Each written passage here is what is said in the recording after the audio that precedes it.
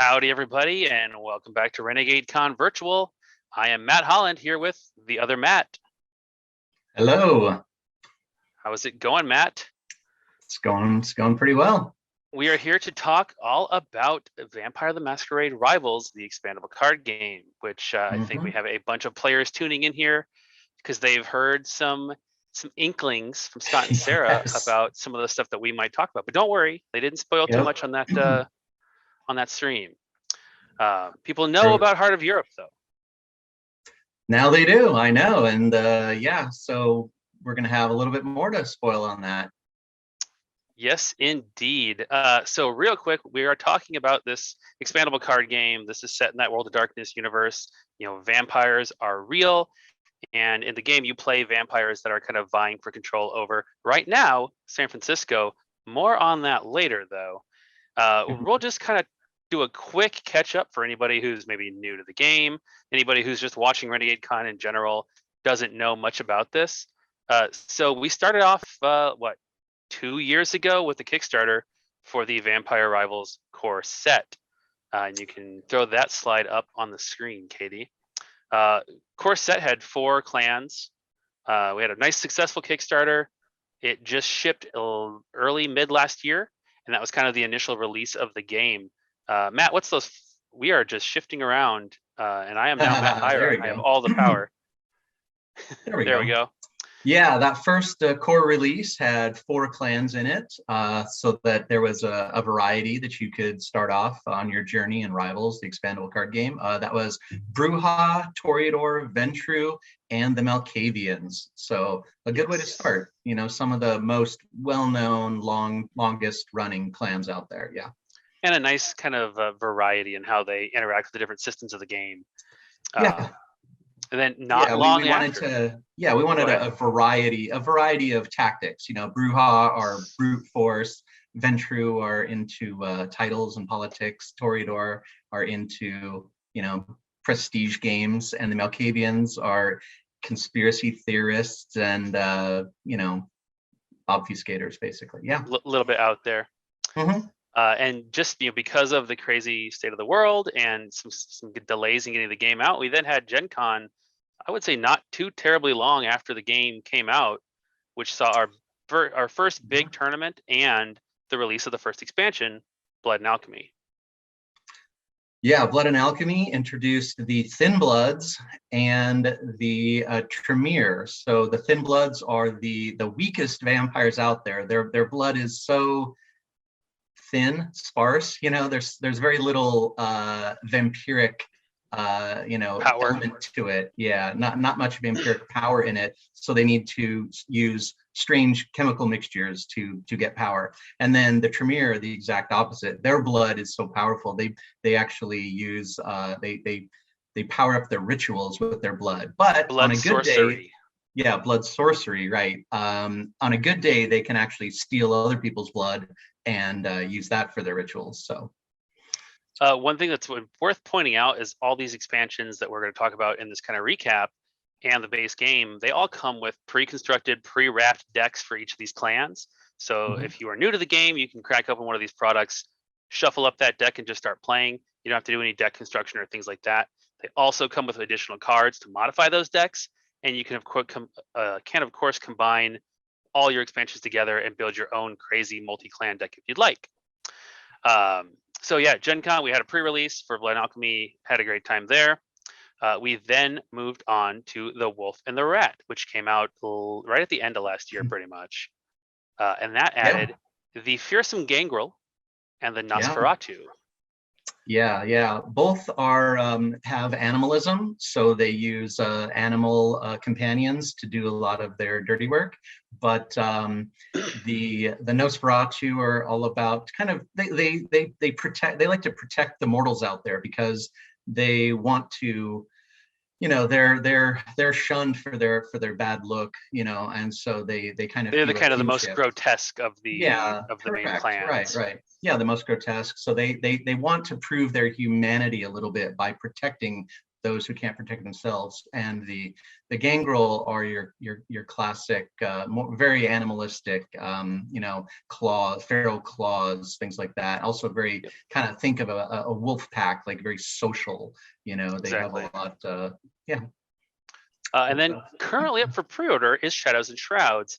That is let me check my math here, the third expansion, and that adds the kind of the Clan of Death, the Hecata, and then La Sombra, which are both clans that use obfuscation. Is that the one, right? No, Oblivion. It's one of those OBs, Oblivion is right? the discipline. Yeah, Oblivion is kind of the shadowy reach, right? Yes. And so the Hecata use that for ceremonies, but we call that rituals in the game, just so there's not another rule set for the same basic thing.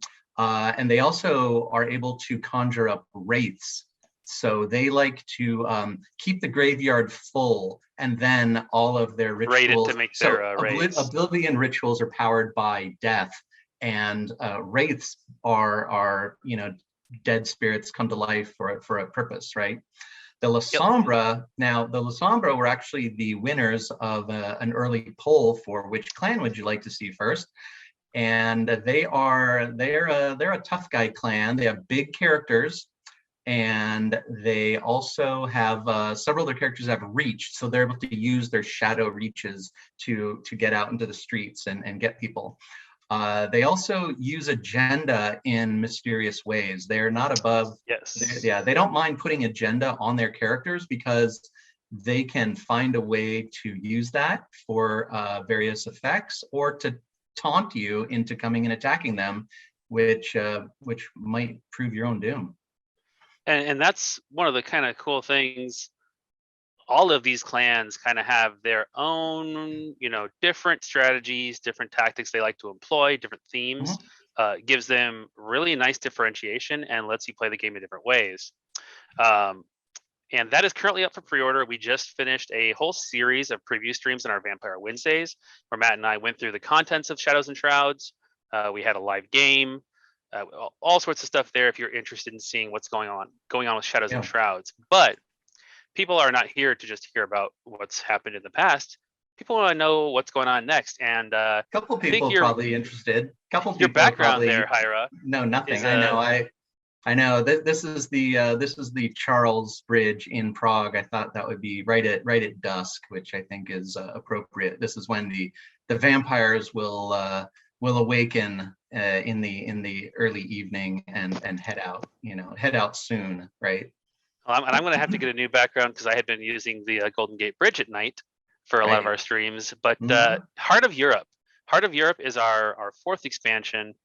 And it is the first time that we are branching out from San Francisco and giving a new city for the clans to fight over. So with 10 clans in the game, there's a lot of options. Heart of Europe is going to shake things up, but it's a little bit different format from our previous expansions, each of which introduced 2 new clans. Can you talk a little bit about what is going on and how this is different, how this box is different in terms of structure? Sure. So you probably noticed a pattern with the previous expansions, like Blood and Alchemy, the Wolf and the Rat, Shadows and Shrouds. These are descriptor words for the different clans. So obviously each of those expansions has 2 different clans in it.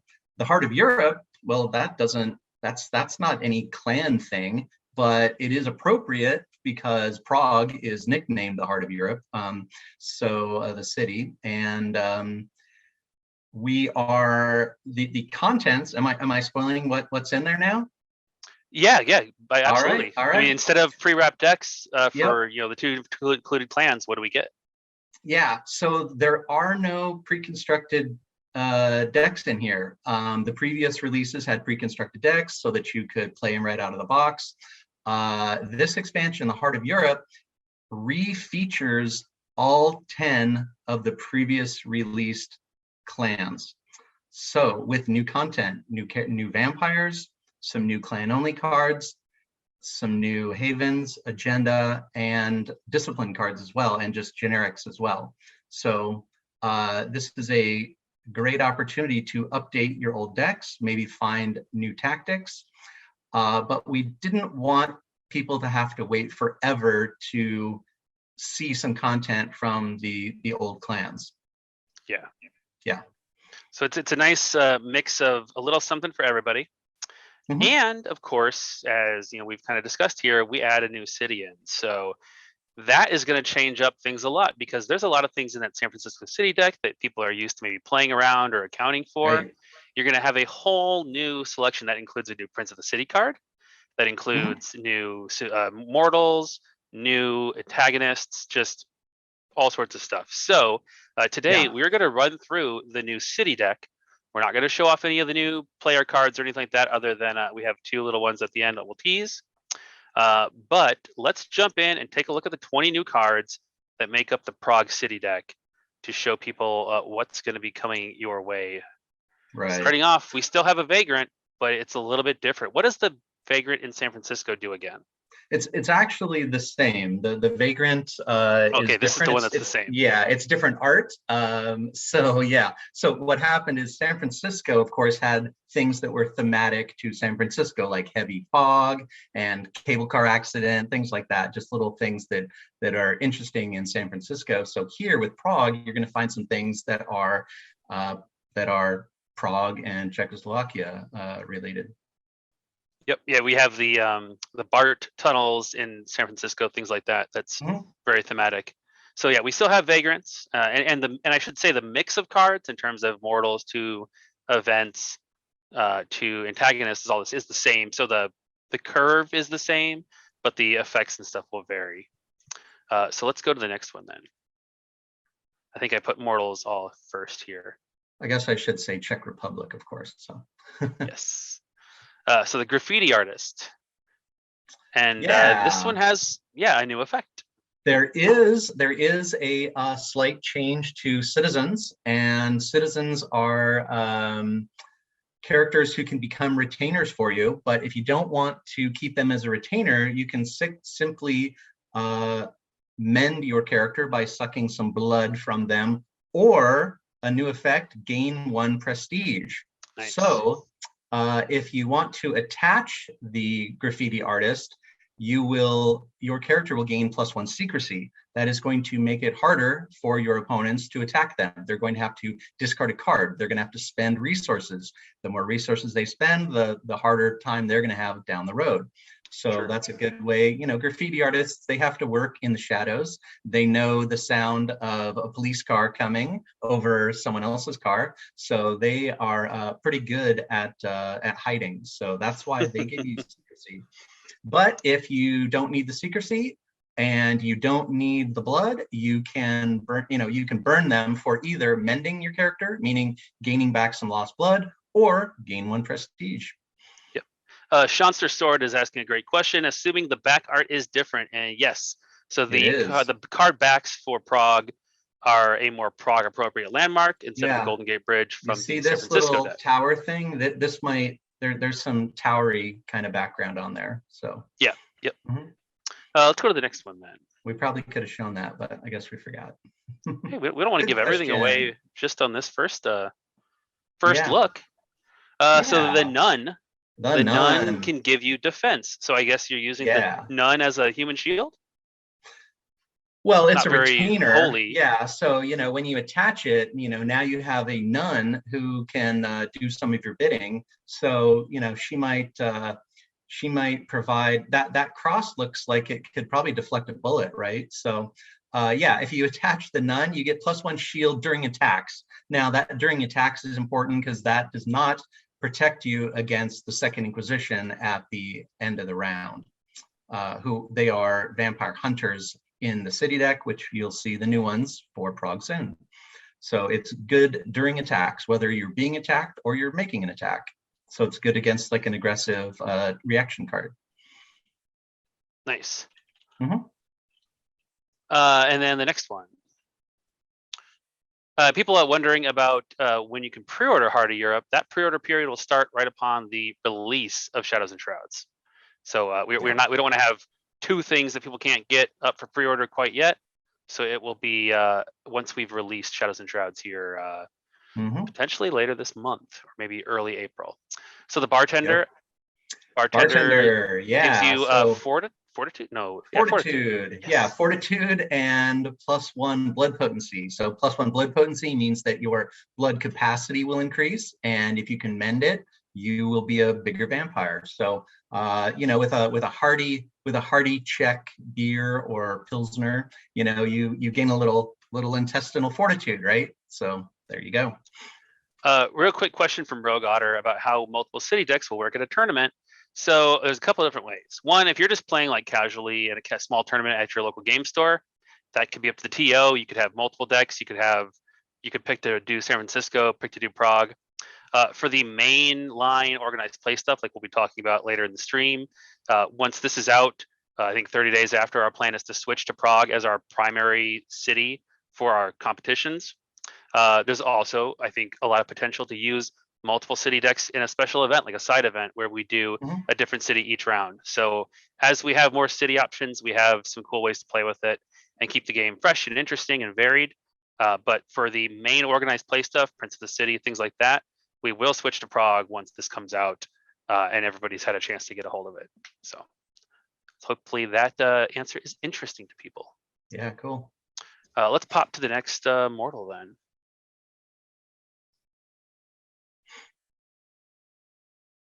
The medium.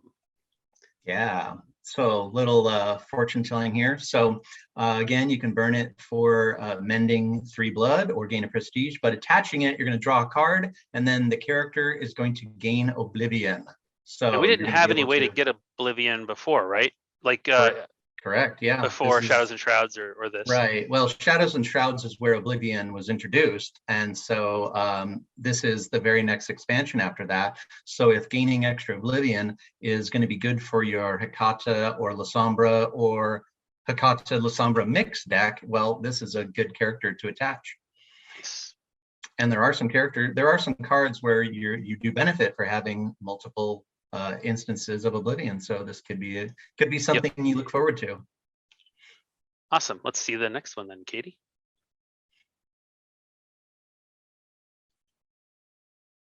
The Streetwalker Citizen. So she will again give you a card, and then this gives you, this is obfuscate. That is obfuscate, correct? Okay. Yeah, it's all dark because it's you're hiding in the darkness, so it's just all dark. Yeah. So gotcha. So kind of the red light district in Prague there. Yeah, it's the kind of thing where you don't see the streetwalker unless you want to, kind of thing, So that makes sense. I like always the thematic ties into all the different citizens is kind of a fun way to look at the city and the environment the game's taking place within. So what's our next one? We might be done with our mortals here. There might be another. All right. The butcher. Yeah. So butcher. Animalism. So I guess yes. Animalism. The smell of all the fresh meats attracting the wildlife. Well, yeah.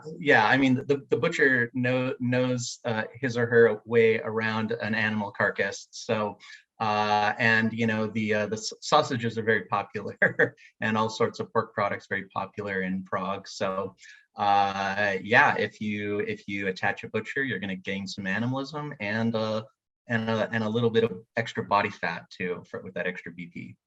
Nice. So several ways to increase our blood potency here. Yeah. And when you have a lot of 6s, something like La Sombra, that's going to be some potentially very, very hefty vampires. Oh yeah, when it's 6 gets +1 BP, it becomes very difficult to take them down. Yeah. What's next? It's a mystery for us too. I think it's Team X. So we had the Special Affairs Division, which was kind of the FBI's branch of the Second Inquisition, and now Team X operative. Who the heck is Team X? Yeah, Team X, it's a European kind of religious order of holy warriors who are hunting down vampires. So there's a lot to read there. They work a little bit differently than the Special Affairs Division. So what happens is when they are out in the streets, you're going to stack them all up, like shingles on a roof, right? But you're only going to resolve the top card of the stack. Now, this is all in the rule book, so it's gonna, and there's an example and everything for what happens if I control, 1, 2, 3, or 4, or if there's 1, 2, 3, or 4 of these out there. You don't control these, but depending on how many are out there. So if there's only one out there, you're going to resolve that top line. First operative, deal 1 aggravated damage to a character in your coterie. Now, notice that this one doesn't mention anything about intel or secrecy. They don't care, okay? The Special Affairs Division from the San Francisco deck, they gained intel +1 for each of them out there. So it's hard to hide from them. But these guys, they're not even concerned with secrecy. Secrecy does not. They're fanatics. It doesn't stop the effect because it doesn't mention the effect. It's just an ability. Therefore, you're not hiding from it. Okay, there is no hiding from it. Sure. So if there are then 2 operatives out, you're going to, 1, deal 1 aggravated damage to a character in your coterie, and then the second operative will cause you to discard 1 card from your hand, right? If there are 3 out, you'll take 2 aggravated damage and you assign that all at once. So if you want to send it all to 1 person, that's 2, or you can go 1 here and 1 here. And then you'll also be discarding a card. And then finally, if all 4 of them are out, you're going to take 2 aggravated damage, discard a card, and lose 1 prestige. So there you go. And so your vagrants aren't going to be stopping all those different effects. Some of those you're just going to be dealing with.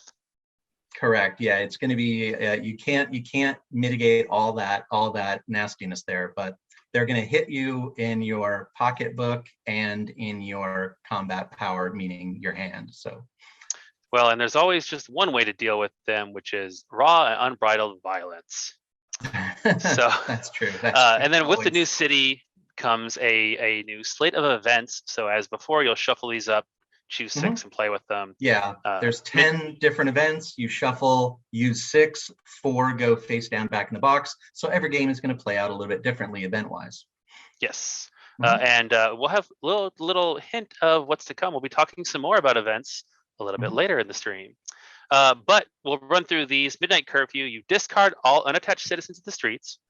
And then you shuffle the city deck discard pile into the city deck. So this is kind of a reset of the people out there. They all get rounded up, told to go home, and come back tomorrow. That's right. Yep. Pretty straightforward.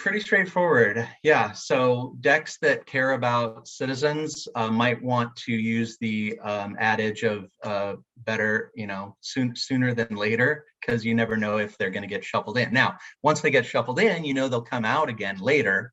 Yep. And maybe you'll be more prepared for them then at that point. But if you need them early, if you need some citizens early, you might want to grab them early.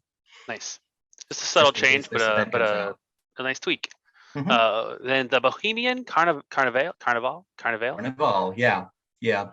Similar to the Chinese New Year from San Francisco deck, but in this case, you have to pay a blood from 1 character in your coterie. Could be anyone. They can't be in torpor because that's not in a coterie, but you then get to choose any card from the city deck burn pile and shuffle it into the city deck. Could be a citizen, could be a vagrant, could be a lot of different things. Could be Team X. Yeah, could be anything in the burn pile can get shuffled back in. I like the decision that is added to this rather than just happening. That's kind of fun. Yeah, and you don't have to do it either. Yep. You might be satisfied. All right, what else do we have? This is number 3, if I can count. So Liberate, this is an ongoing one, so it'll happen until the start of your next turn. Yeah, ongoing events last 1 complete round, so everyone gets to take advantage of it or suffer from it for 1 round of the game. Yep. And then ongoing, when your attacker defeats a character, which means a vampire, you may attach one of the defeated character's retainers to the attacker. So it's a way to, instead of just losing those mortals, to claim them for yourself. Importantly, I don't think this gives you the opportunity to burn them. You just will attach them. Yeah. The choice of burn or attach is when you defeat the mortal, but here you're defeating a character who has a retainer, and then you will attach that retainer when you defeat that character during the Liberate event. Yep. All right. Next card. I don't want to like rush through these too fast, but I want to make sure we have time to talk about organized Mhm. play after this. So Yeah. this must be like Valpurgis night. Yeah, yeah. Walpurgis Night. What is that?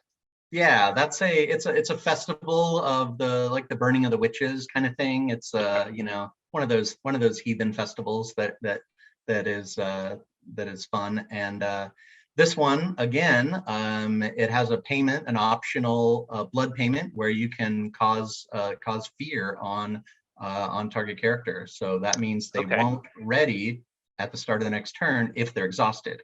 If you Mm-hmm. put it on someone who's not exhausted, it's not going to do too much unless you have a way to exhaust them before the start of their turn. Nice. So this is just another thing to take in consideration when you're going to use a character, leave them exhausted. If that comes up while they're down, you might be in trouble. Mm-hmm. Racing the clock is another ongoing. At the start of your turn, you may exhaust the highest blood potency character in your coterie who is ready Mm-hmm. and put a fear token on them. If you don't, you lose an action. Oh yeah. That is a pain. Oh yeah. So yeah, this I like this piece of art. It features the Prague astronomical clock, which is a fun landmark Okay. there. You can see a little shadow of a vampire using kind of a rather prodigious leap there to get home on time. So anyway, yeah, this is something where you either have to exhaust a character, your biggest guy, or you're gonna Slow put the fear down. token on them, and then you'll take it off immediately during the ready and return step. But if you don't, you lose one action for the turn. So keep that in mind when you're doing the math to see how many turns it'll take you to win the game. This might interrupt that.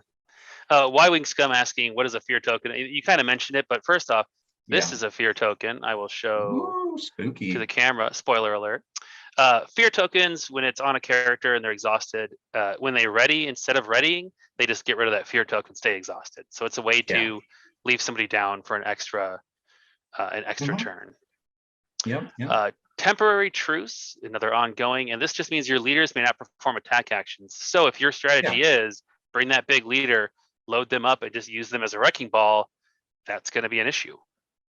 Right. While this is out, you're gonna have to let some of your underlings do the dirty work. Of course, your leader can do other things that aren't attacks, like grab a title, play a scheme, play a Yes. conspiracy, do things like that, but they So can't. that's another reason it's great to have kind of multiple avenues to victory or Yeah. multiple things that your deck can accomplish.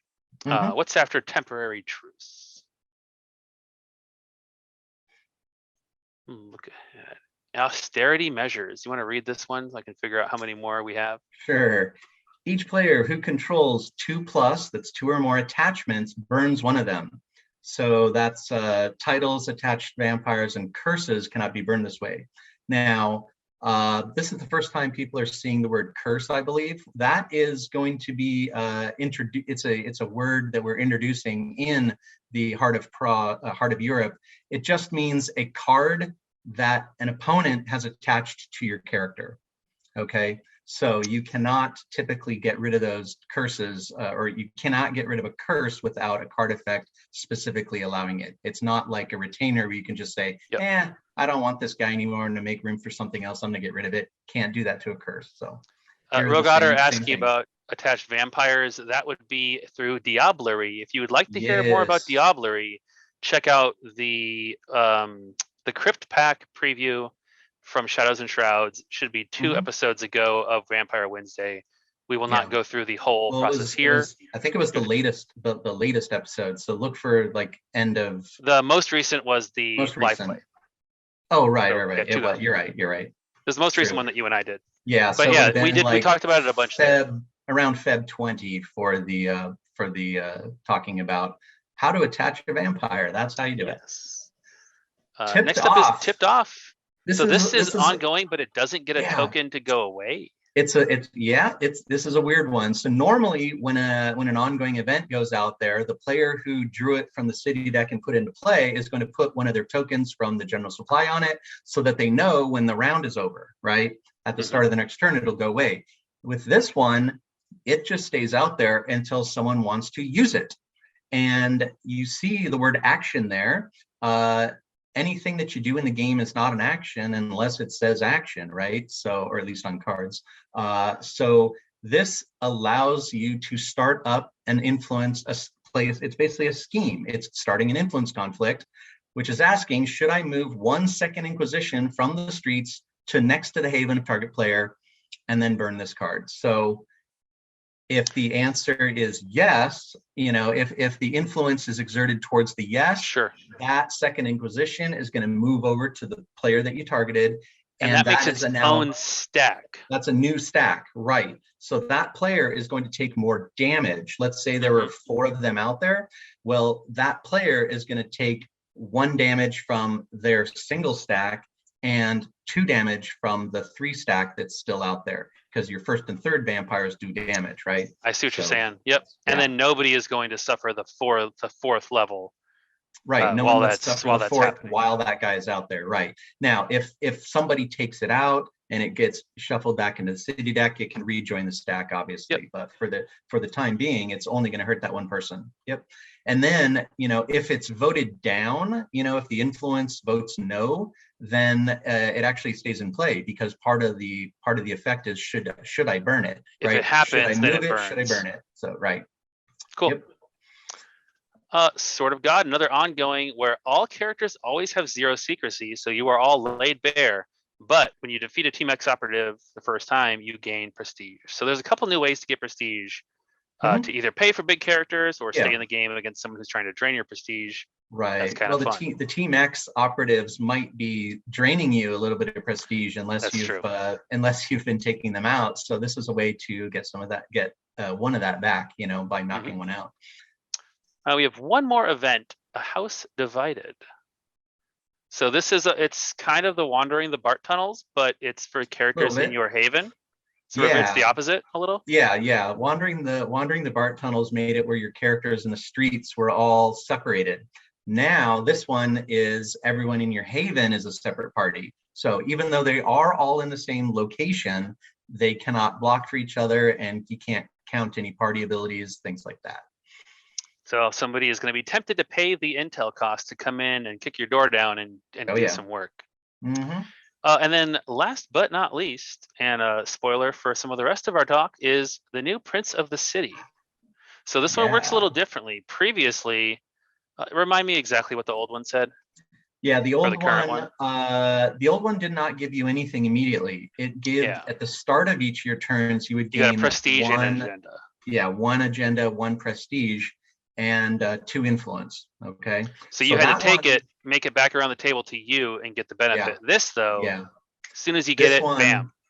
Instant benefit of 2 agenda.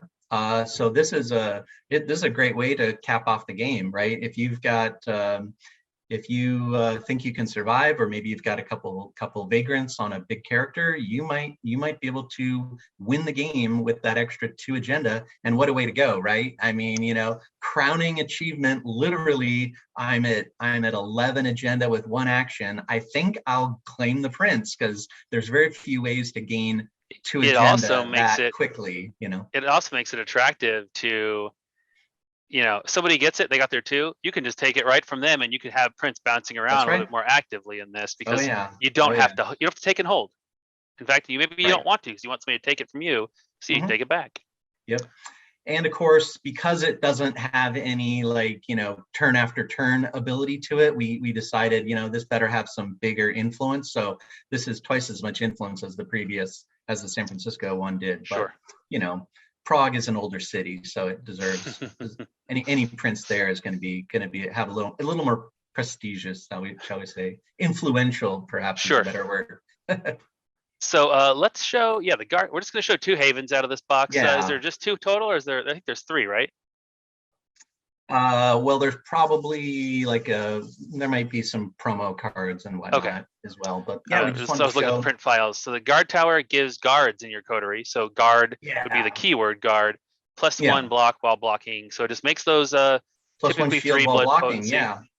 Yep. So makes it a little more attractive. Yeah, if you when this is basically going to be probably just a new deck type. It's just let's put some guards in a deck, right? Mm-hmm. And so you can imagine that there might be a guard or two in the heart of Europe as well to augment this particular tactic. And then your guards know all the ins and outs of blocking, so it is risky to actually block them because they'll do extra damage to your blockers. It still might be worth it a lot of times, but you do take that extra damage. And then of course, a guard isn't a very good guard if they can't actually block. So at the end of your turn, ready one character in your coterie. That is going to allow that character to then exhaust to block an attack against a member of their party. Also good if you're dealing with fear to get a character back up. That's true. You be able to block. Get them back up in order to become a blocker. Yeah. Otherwise, they would have been exhausted for the whole round. Yeah. All right, and then the other haven we will show off real quick. It's the old rail station. This gives you +1 secrecy, and then so actually guard tower did guard tower give secrecy? Yes, did not give secrecy. We should have mentioned, if we could go back real quick. Every other haven we've seen does give +1 secrecy, but the guard tower did not. Yeah, guard tower does not give +1 secrecy, but as you can see, like +1 shield is, can be just as good. Yeah, it'll keep your guys, as long as you have a blocker, right? As long as you're blocking. So easier to attack them, but harder to damage them is how that would go. Yep. And then back to the rail station goes back to the convention of +1 secrecy. And characters attacking deal -1 damage for each -1 blood token. Oh, that's another thing I can. BP. Yeah. This is a -1 BP token. Yeah, that's a -1 BP token. That is that's an ability that is most typically found amongst the thin bloods, but as we saw with the Shadows and Shrouds, there is a ritual now that does it for an Oblivion rituals. So that's a decent way of slowing down people from coming after you, which the thin bloods kind of need. So the other kind of nice thing coming with Heart of Europe is we did errata some cards fairly recently. We have a PDF up on the website if people want to like print those out for reference or anything. But in Heart of Europe, we'll also have a little pack of basically reprints of those cards with the correct text and stats and everything. So it's a Sucker Punch, Hunt the Hunters, and the Madhouse. Yeah, so those are new printings of the cards, and if you're using the old cards, you should play them with the new wording. The rule book explains why these changes were made, and so we're reprinting the cards for you, and those are extra cards. They're not taking up slots that would have gone to new and interesting cards. So correctamundo.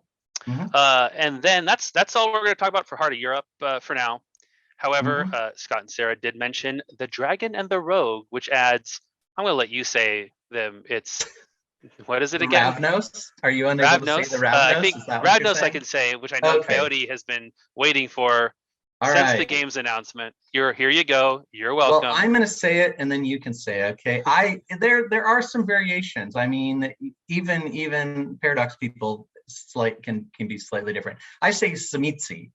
Tzimisce. So it's a Tzimisce, yeah. Tzimisce. It's like TZMISC. And I'll tell you, right after I started this job, we did a stream and somebody was asking about that clan, and I DM somebody on Slack like, what is this person talking about? I don't even know. Like, is this a different language? So I have come a long way. I know it's a vampire clan, and we're not going to show any cards yet. This is a whole 2 expansions down the road. It's coming this year. Yeah.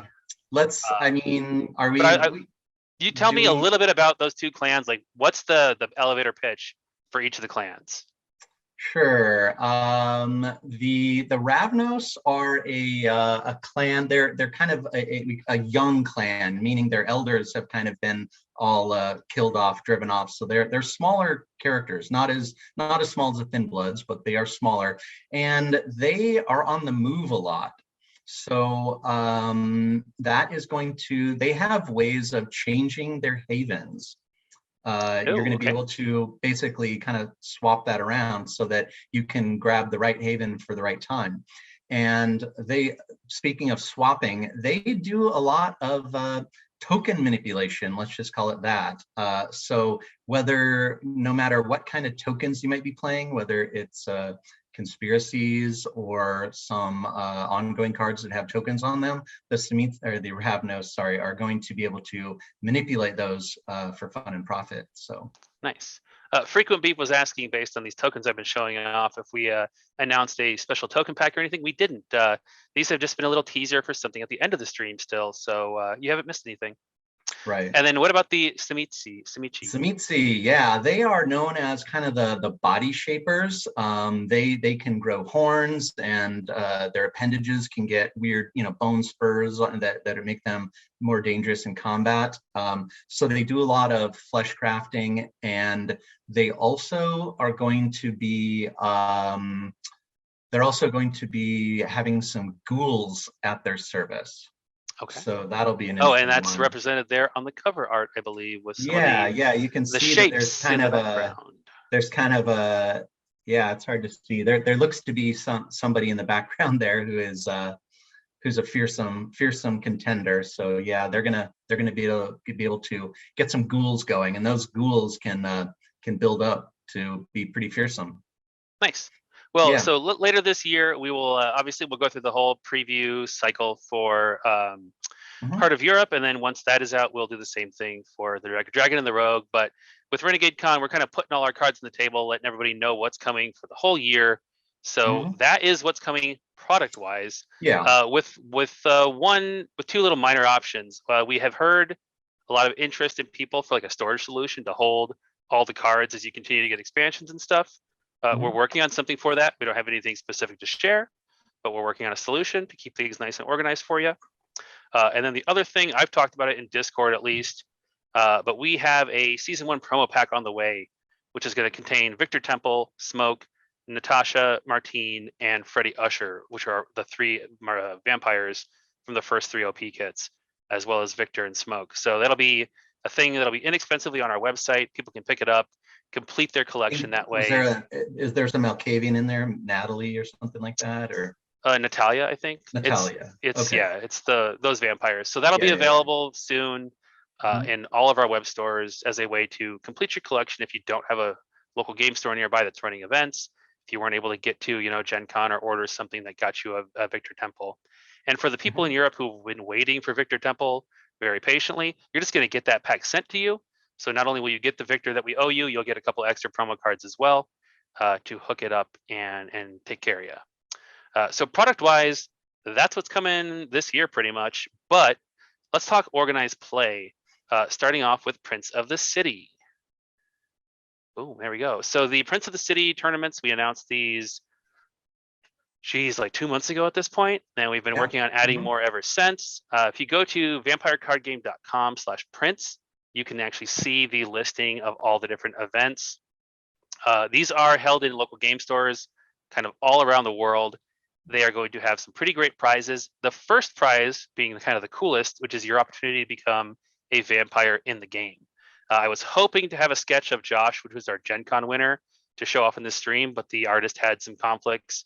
But we should be able to share that first glimpse of someone getting their vampire artwork done pretty soon. But we just were able to add a couple more that I'll be adding to the website here. If we go to the map of the US here, in the US we have pretty darn good coverage for most areas. We added a Milwaukee event, Ohio. We added North Carolina. We added Los Angeles and Eugene, Oregon, I think from the original announcement. So I still maybe have room for an event or two in the United States. But more importantly, for those of you overseas, flip over to the European one. We've got events in Berlin and Vienna set up, as well as Australia, which obviously doesn't fit on one of these little fancy maps.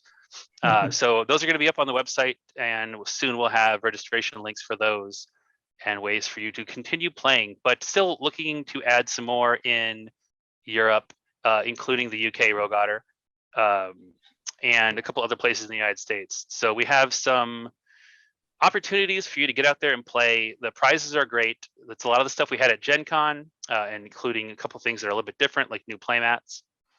But yeah, please look at the website, see where those are. sign up for the one that's near you, or put together a little mini road trip with some of your friends. Come play. I will be at the Minnesota one on March 26th at the Source Comics and Games. I'll actually be running that event, so come out there, hang out with me. But definitely come support these local game stores that are stepping up and running these events, and show up there, get some cool swag for participation, and have a chance to get into the game yourself. But we're going to have all these princes. Last year we had a Prince of the City event at Gen Con, but with all the Prince of the City events now happening all over, we wanted something a little bit bigger, a little bit fancier at Gen Con. So I think the next slide is my Gen Con one. We're going to talk a little bit about what's going on at Gen Con. And Gen Con is going to be the North American Continental Conclave. The same stuff we're talking about for Gen Con will happen at a European location a little bit later in the year. I should have details on exactly when and where soon. But in general, the Conclave is an event. It's an event hosted by the Camarilla, where big decisions are made. All the different clans, the leaders, and the princes get together, and we're going to have that at Gen Con. It's going to be a huge tournament, but we're going to have some cool stuff going on. Namely, a thing that Matt and I have worked on: a special set of event cards to replace the ones we just showed you in that Prague City deck. So, Matt, we talked about this. It's basically the events of the Conclave will be the events in the City deck. So for our Gen Con tournament, you're going to take out the Prague events, put in these new Prague events that all have various things that would happen in this big gathering of powerful vampires. They also, the art is planned to feature all the different 10 clans in the game, showing that they're all there, they're all kind of getting together. And that's going to mix up the meta at Gen Con, I think, quite a bit. Now, don't worry, we're going to show those cards in advance of the tournament, and like well before, so people can like plan and know what they're getting into. But it will make the Gen Con event, I think, exciting and varied from the Prince of the City events you'll be playing leading up to it. Yeah, don't worry, it's not going to be things like all Nosferatu lose 2 blood, right? It's not gonna be that. No, it's thematic. There are cool twists on things that we've already seen, but that's going to be a participation prize for playing at Gen Con. So you're all going to get a set of those to take and use in your own games at home. You could even mix and match in the future if you want to, or like shuffle up all the Prague events and mix them up. And then we'll also be selling that pack later on our website. So if you can't make it to Gen Con, if you can't make it to our European Conclave, it'll still be available to you. It probably will not show up in other major tournaments as a thing that you have to have, but it's a nice way to mix it up for these events and make it kind of exciting. The other thing that's going to be pretty fun about the Conclave, since we have all the princes together, we're going to have the princes collaborate a little bit with the development team and help make some decisions for the future of the game. So we'll have more details on exactly what that means and how we're going to do that. But if you're a prince, you can make it out to Gen Con, make it to our European Conclave, and potentially even if you are not able to make it to those, I'd like to have a way to involve people who just can't make the trip. We will have some opportunities to collaborate, beyond just getting into the game as a vampire, but to kind of put your stamp as a group on the future of the gameplay. And I think that's a pretty exciting thing. And again, very thematic for the Conclave. The other thing, we're going to have some nice special swag for princes who show up. So you'll get some goodies you can kind of pass out and give favor to other vampires, members of your coterie or those that pay fealty to you. So Gen Con is going to be a pretty cool experience. We're going to have the main tournament. We're going to have some side events. We're going to have pods like last year, all sorts of goodies. So you can come out, play, get the plastic cards you missed out on last year, get other prizes. So please put Gen Con on your calendar. Last year was a lot of fun, and this year's only going to be bigger and better. But the organized play for Vampire is not just about Prince of the City. So we're going to go ahead and show off the next 3 OP kits, which is what I've been teasing with these nifty acrylic tokens. And we will show you OP kit 1.4. So OP kit 1.4 has Victor Kane, a Tremere vampire, and acrylic fear tokens. Yeah, which yeah. look pretty So darn those good. will, yep, those are fun. Acrylic, yeah, nice plastic, nice hard plastic. So the extra fearsome because of it. And then Victor Kane, very small blood sorcery Tremere. So kind of the perfect sidekick for whoever else wants to do the blood sorcery, so that you can get it from 2 actions down to 1 action. He's real cheap. And then if he's defeated, you get to add 1 of that lost blood to another character in your coterie. So that is a mend effect anytime you gain blood like that.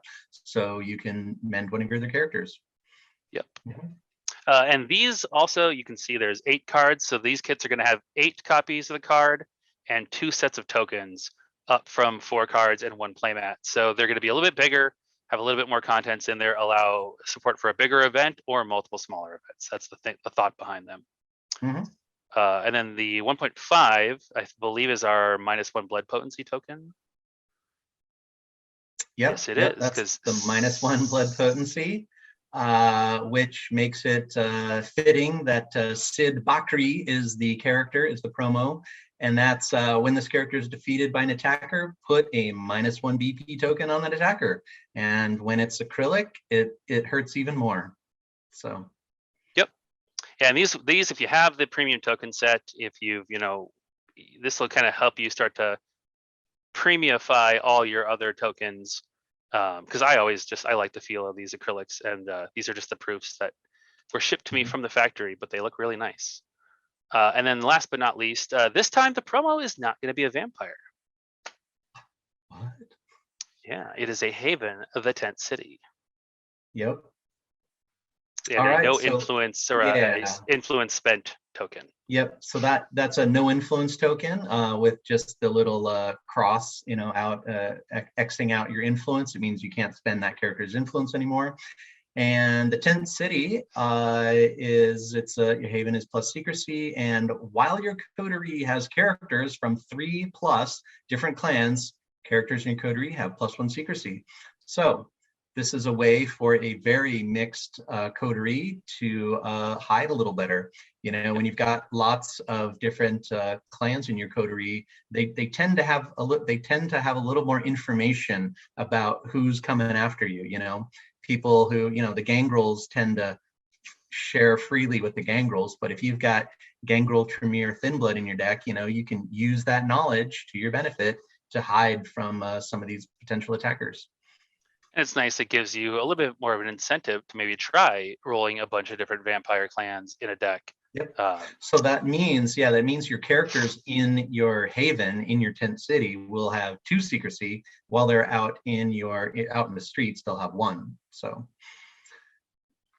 and as with the previous organized play kits, stores can get these and run them. Of course, if you don't have a friendly local game store that's running events, and you have a club or a group, you can also just contact me and get access to purchase OP kits. So that goes for the current ones as well as this next round, which will be here, and I think just in a month or two. They're getting pretty close. So that's a lot going on in organized play.